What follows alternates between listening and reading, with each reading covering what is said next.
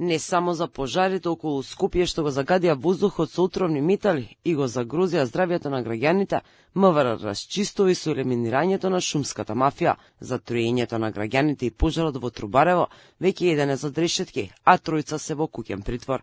Покрај истрагите на полицијата за ужасните пожари околу Скопско, со кои полицијата успешно се справи и приведе осомничени, МВР се бори со шумската мафија и оштетувањето на 6000 хектари квалитетна шума. Полицијата уопси 15 осомничени и веќе 13 од нив се во притвор, а останатите во куќен. Меѓу нив и директор на јавното претпријатие Македонски шуми и началник во полицијата, како и повеќе полициски службени лица, шумски полицајци, вработен во потрачната единица на Министерството за земјоделие, како и сопственици на повеќе фирми.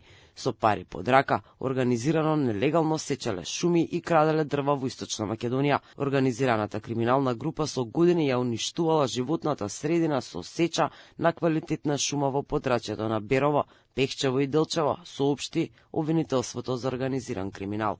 Како резултат на нивните дејствија била исечена дрвна маса во количина од 1.500.000 метри кубни со вредност од 6.405.000 денари.